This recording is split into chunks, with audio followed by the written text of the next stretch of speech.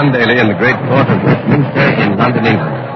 High noon has come this 27th day of January 1649, the hour when Charles Stuart, King of England, will be sentenced to die for treason by this Puritan court dominated by General Oliver Cromwell. The king was judged guilty yesterday after a trial that lasted 6 days. The death sentence will undoubtedly be handed down here today unless, and this is the great question of the moment, unless the king humbles himself publicly by offering to abdicate his throne. This great court here at Westminster, where this trial is being held, is packed with spectators and soldiers. Many dignitaries are in the special galleries overlooking the judges' benches. January 27, 1649, London, England. You are there. Charles Stuart, champion of the divine right of kings, can save his life if he will recognize the sovereignty of his people. CBS takes you back 300 years to the great crisis in the struggle between English monarchy and Parliament. All things are as they were then, except for one thing. When CBS is there... You are there. You Are There, produced and directed by Robert Louis Cheon, is based on authentic historical fact and quotation. And now... London, the great court of Westminster, and John Daly. Chose to save his life by surrendering his throne. The 68 judges who have tried the king and will sentence him today have still not entered the great hall. They're in the painted chamber close by this courtroom, should be filing in shortly. Yesterday, the 68 judges finished hearing evidence, although the king was not present. For the first 3 days of the trial, he consistently refused to recognize the court's authority, and so the judges proceeded without him. Yesterday, the court announced its verdict of guilty. And with the announcement came an unofficial statement from Mr. John Downes, one of the judges. That statement suggested that the king can save his life if he will abdicate today before sentence is pronounced.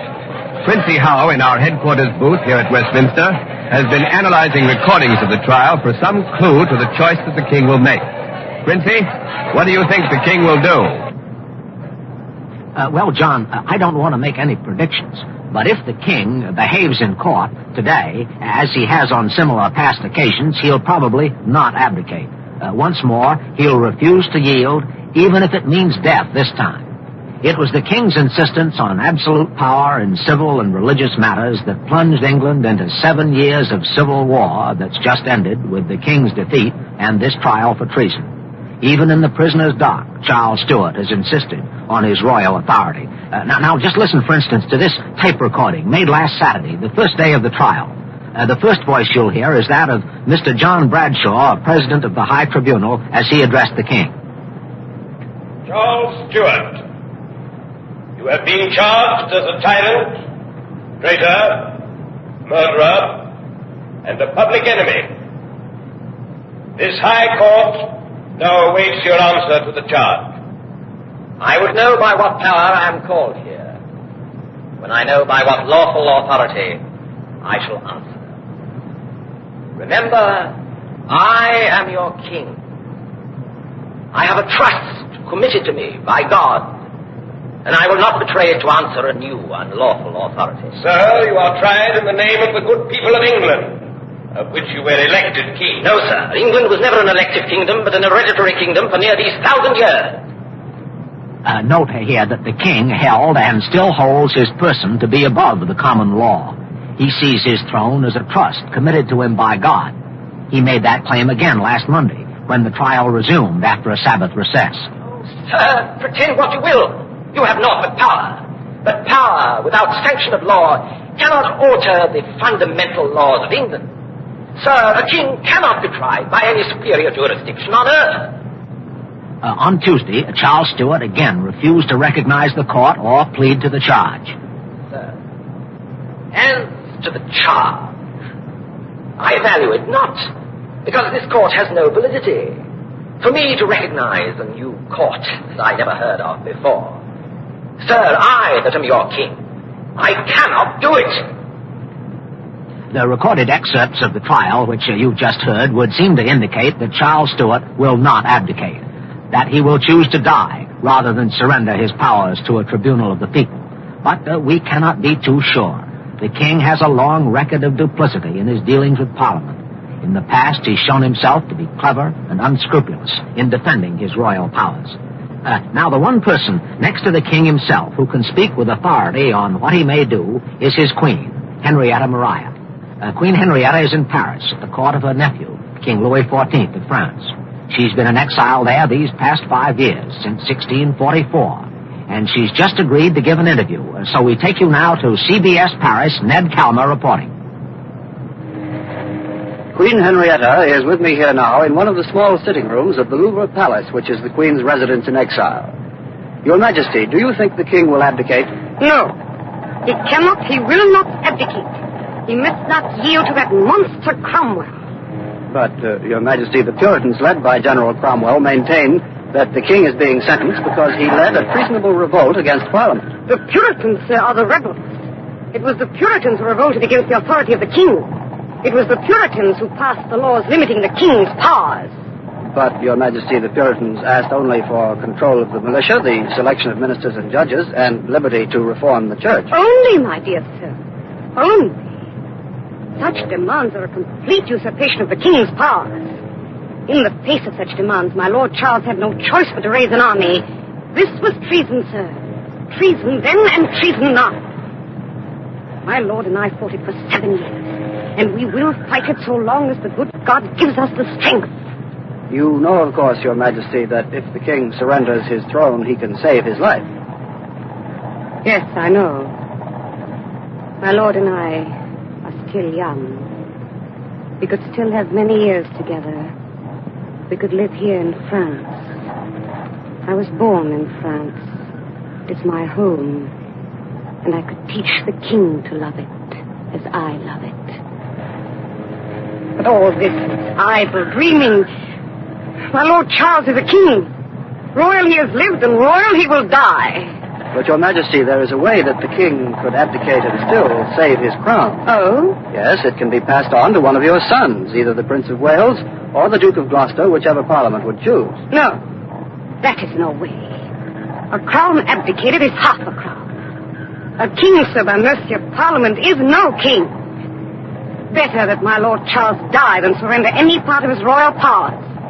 We must not weaken monarchy, lest the entire royal institution be threatened. Oh, Your Majesty is concerned then not only with the perpetuation of royalty in England, but everywhere in Europe, is that it? Yes. The family of royalty is everywhere one. I am the daughter of the King of France. My sister-in-law is Anne of Austria. My daughter is the Princess of Orange. We are all anointed. This is our trust. This is the fealty we owe to God and to men to be royal.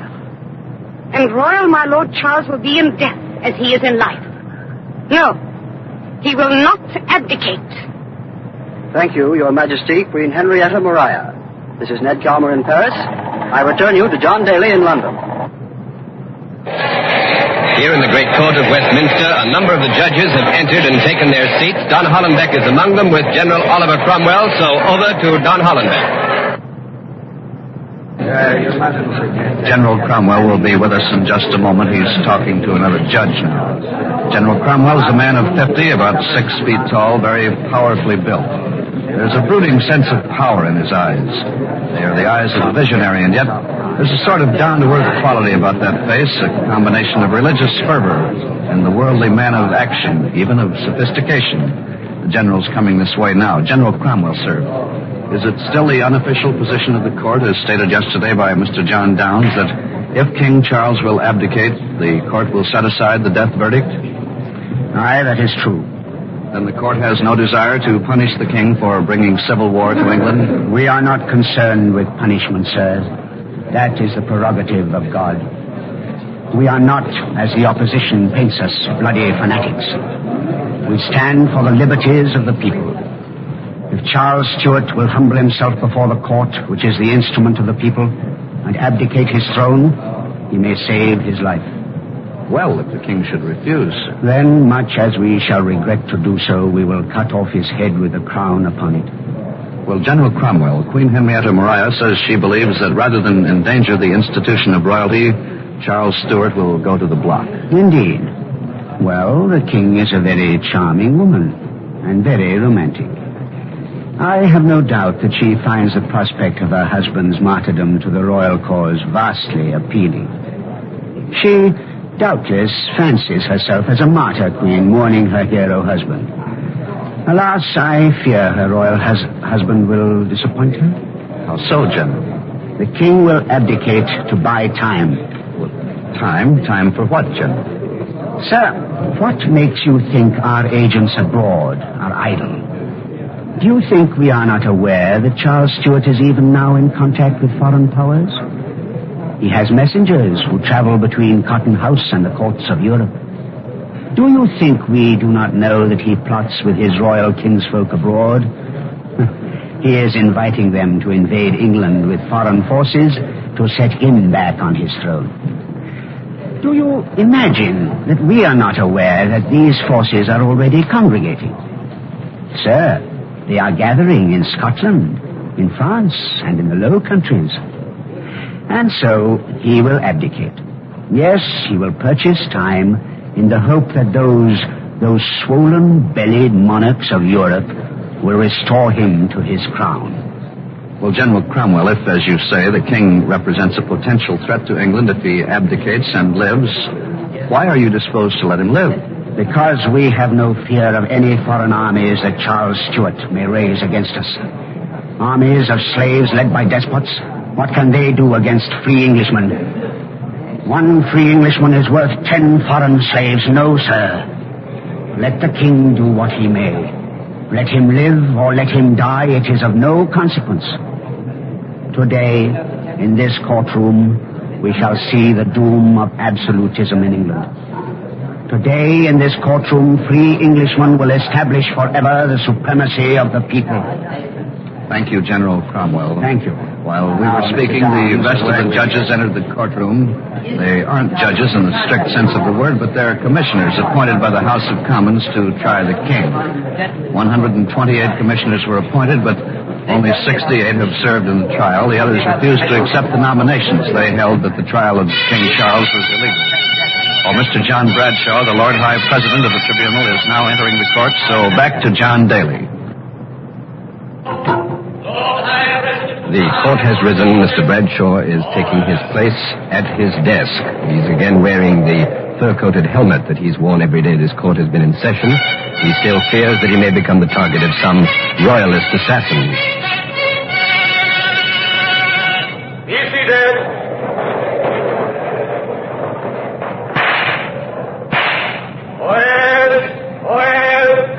Silence in the court. Every man and woman keep silence on pain of imprisonment and branding. Bring in the prisoner. Bring in the prisoner. The king is entering the courtroom, escorted by a guard of Puritan troopers, and the crowd has risen to its feet in sudden disregard of the clerk's command for silence. The spectators are shouting, "God save the king, traitors, rebels." They have uncovered their heads, and, as if in response to the crowd's tumultuous expression of loyalty to the king, the Puritan Guards, anti-royalists for man, have begun a chant of their own. The words are justice, execution, justice, execution. The shouts for and against the king are crashing here in this courtroom. Let's listen to them.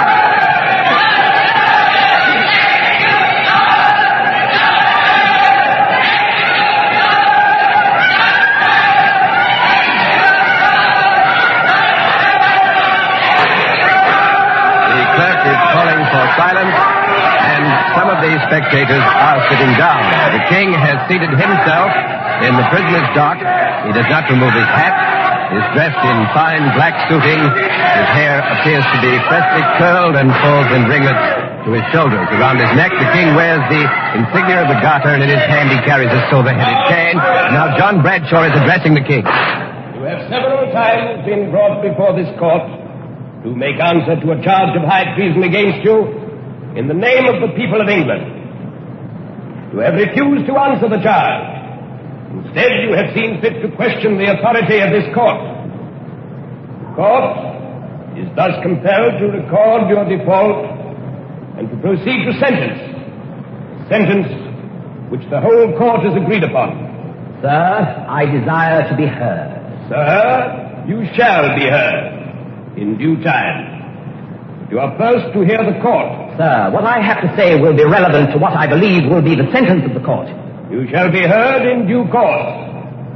In the meantime, forbear. Sir, a hasty sentence once passed may sooner be repented than recalled. I desire, before sentence is given, that I may be heard in the painted chamber, before the combined houses of Lords and Commons. As you heard, a request from the king to be heard before the Lords and Commons. This is completely unexpected, and my guess is that the king is willing to abdicate if he can do so. The king speaks again. Sir, this slight delay cannot be prejudicial to you, and what I say will be well worth hearing. Therefore, I conjure you, if you love that which you pretend, the peace of the kingdom, grant me the hearing before sentence is passed. Sir, you have now spoken, and that which you have said is a further denial of the jurisdiction of this court. Hasten, you say. We understand you well. Gentlemen, let the king be heard. That was Mr. John Downs, one of the judges, who rose and cried out, "Gentlemen, let the king be heard." The court is in a confusion again. Now Mr. Downs speaking again. We can anticipate what he will say before the Lords and Commons. Mr. Downs! And it is for the good of the kingdom. I say, let him be heard. Sit down, Mr. Downs. Be speaking, sir, before you go in. Cromwell, that's Oliver Cromwell. The general is on his feet. It cost me my life. I must say it. The king is making a fair offer. So let him be heard before the Lords and Commons. Mr. Blackmore, recess the court. I recess the court. This suddenly declared recess has thrown the courtroom into wild confusion. The spectators are pouring out of the galleries, milling about on the floor. The judges are leaving through a side exit that leads to the Court of Ward, and the king is being led away by the escort of Puritan soldiers who came into this court with him. Ken Roberts is down there in the well of the court with the spectators. Let's go down and find out what they're saying. Go ahead, Ken Roberts. With me at our microphone are a fishmonger and his wife. I've asked them for an expression of their opinions. The woman seems eager to give them to us, but her husband is somewhat reluctant. What is your name, madam? My name is Miss Crispin. Now you shut your mouth. You pigeon-hearted, milk-livered, smock-faced midget. You can't say boo to a goose. Oh, madam, what is your name? You pay him no mind, lad. I'm not afraid of them roundheads. Yes, I'm sure you're not, madam. Oh, what would you know, lad? Ask your question. Thank you. What is your name, please? Mistress Mary Arthur. Oh, shut up. I'm the wife of Samuel Arthur, this fishmonger here, this gutless knave. But, Mistress Harper, why do you think the king wants to be heard before the Lords and Commons? He's as plain as the fear in my Samuel's face, lad. His Majesty, God bless his sainted soul, wishes to abdicate and save his sainted life. Well, why do you think he doesn't want to abdicate right here and now? He can save his life just as Your tongue, you rabbit, will I ram a fish down your throat? Bless your soul, lad. It's all so plain enough. The king will not give an inch of satisfaction to General Cromwell and his Puritan rascals by yielding ear in court. Them Puritans, them roundheads. 'Tis them that should be in the prisoner's dock, begging for mercy. Thank you, Mistress Mary, and you too, Mr. Samuel Harper. Now over to Don Hollenbeck at the other end of the hall. Go ahead, Hollenbeck. With me here in a small chapel off the main hall is the Reverend Harold Masters. He's the vicar of the Anglican Church of St. Ethelbert. Right. Mr. Masters, it seems to be the general opinion that the king wishes to abdicate before the Lords and Commons. Do you think the court will permit him to do that? The court, sir, has no choice. The Lord rescueth and saveth. The Lord delivereth Daniel from the power of the lions. It is written in the book of Daniel, chapter 6, 27th verse. Well, you mean you think the Lord is interceding to save Charles Stuart? Aye, the miracle is coming to pass before our very eyes. Charles Stuart shall be delivered. Well, Mr. Masters, why do you feel that heaven favors Charles Stuart above General Cromwell and the Puritans? Why? Why, because Charles Stuart is the spiritual leader of the Anglican Church. Because the Puritans are godless. They believe in freedom of worship. Oh, then you don't think freedom of worship is a godly creed? Certainly not. Freedom of worship is freedom to sin. Why, religious toleration leads straight down to the path of eternal damnation. But, Mr. Masters, now, isn't this true that Anglicans and Puritans both worship the same God, and That only the form of worship is different? Only the form of worship? Only the form? Look you, sir. If the first button of a man's coat be wrong buttoned, then the whole coat will hang crooked. Isn't it so? Well, I couldn't deny that, Of course not. So it is in religion. The form, sir. The form is all important. There's only one true church, sir. The Church of England, of which His Majesty Charles Stuart is the head. Thank you for your opinion, Mr. Masters. And now over to Quincy Howe in our headquarters booth. Perhaps the best informed man in London on this question of the king and his whole relation to this court and parliament is Mr. John Milton, poet, pamphleteer, and an outstanding intellectual leader of the Puritan party. Mr. Milton, do you agree that the king wishes to perform his act of abdication in the presence of the Lords and Commons? Aye, it is a brilliant maneuver, worthy of Charles Stuart's subtle intellect. But, as all of the king's maneuvers, it is born of the blackest of motives. Well, in your opinion, Mr. Milton, what is the king's motive in asking to be heard by Parliament? Charles Stuart is attempting not only to save his neck, but also to nullify, to make void the act which Commons passed 3 weeks ago. That is, Mr. Milton, you mean the act which, in effect, abolishes the House of Lords? Aye, the very same. That House of Lords, which, as heaven and earth can witness, has always been the merest tool and creature of the crown. Charles Stuart knows full well that if he be permitted to abdicate before Parliament, he will be re-establishing the House of Lords in all its overweening pride. Aye, and re-establishing the House of Stuart with all its ancient arrogance. That's a most interesting explanation, Mr. Milton.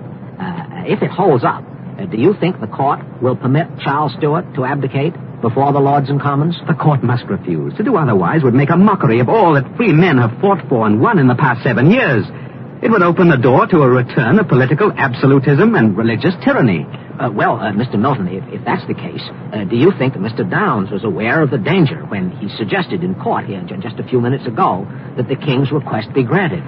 Mr. Downes is a man of excellent character. I admire his gentle sentiments. But his political acumen leaves much to be desired. Mr. Downes says, let Charles Stuart abdicate on his own terms before the Lords. What matter so long as he yields the throne? But Mr. Downes fails to see that abdication on Charles Stuart's terms will simply perpetuate the absolute powers of the king. The king, sir, in defeat would emerge victorious. The people, sir, will have won a Pyrrhic victory. Then, do you think, Mr. Milton, that was why General Cromwell recessed the court so abruptly? It is indeed. If I know my general, he is at this moment instructing Mr. Downes in these matters. No matter what happens, Mr. Milton, there's going to be surely a new government in England. Now, which one of the king's sons do you think will rule? Will it be Wales or Gloucester? Neither, sir. The people shall rule. We are in the grip of great tides. Giant waves are bearing us away from the past. We move towards a new shore. There is a word forming on the lips of men. An ancient word known to Greece and Rome. A word reborn in the hearts of Englishmen. The word, sir, is republic. And yet, Mr. Milton, it doesn't look as if the people favor a republic. They seem to love the crown, to want a king. The people are like children, enamored of kingly pomp and ceremony and pageantry. They are misled and corrupted. Mr. Milton, can a republic be established in England against the will of the people? Sir, it must be established. We must purge the English people of their sickly love for kings. They must throw off the silken yoke of royalty and stand erect. Englishmen must learn that each, even the lowliest, bears within himself the seed of greatness. Thanks ever so much, Mr. Milton. Now, while we've been talking here, the judges and Charles Stuart have re-entered the courtroom. The court is about to reconvene, so back to John Daly. Mr. John Bradshaw, President of the Court, is addressing the King in the prisoner's dock. Speaking to the Lords and Commons. Charles Stuart, this is the court's reply to your motion to be heard before the Lords and Commons. Whatever you may have to say regarding the settlement of the kingdom, let it be said here and now in open court. Otherwise, the court will proceed to the sentencing. Nay, but surely, if you have something to say, then say it here and now in open court. I cannot. Sir, I cannot speak here. Sir, many things have been taken from me. But I still retain that which to me is most dear. my honor. And in all honor, I cannot make my statement to this court, which I do not recognize. Therefore, I charge you, if you would avoid future sorrow, if you love England, give me leave to be heard before the Lords and Commons. You have heard the judgment of the court. Then as you shall answer for it on the dreadful day of retribution, consider your answer. Again. Sir, you are not to be heard before the Lords and Commons. By your leave, in the painted chamber, the Lords and Commons. Sir, if you would speak concerning the settlement of the kingdom, speak here and now. Else be silent and hear the sentence of the court.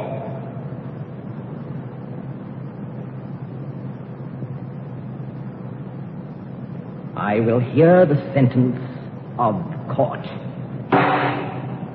The clerk will now read the sentence, which is the act, sentence, and judgment of the whole court. Whereas this High Court... Charles Stuart has chosen to die rather than abdicate in this court, and the clerk is reading the sentence. The king stands in the prisoner's dock. His hands grip the rails. His head is thrown back defiantly. With one regal gesture, he has sacrificed wife, children, throne, life itself, rather than yield his unshakable belief that he was anointed by God to be King of England. January 27, 1649. History of England. Charles I is sentenced, and with him dies the divine right of kings. You have been listening to the sentencing of Charles I, King of England, another broadcast in the series You Are There, produced and directed by Robert Louis Cheon. The sentencing of Charles I, King of England, was written by Michael Sklar and Mr. Cheon. Anthony Kemble Cooper played Charles, Torrin Thatcher was Cromwell, Inga Adams played Queen Henrietta Maria, Richard Waring was John Milton.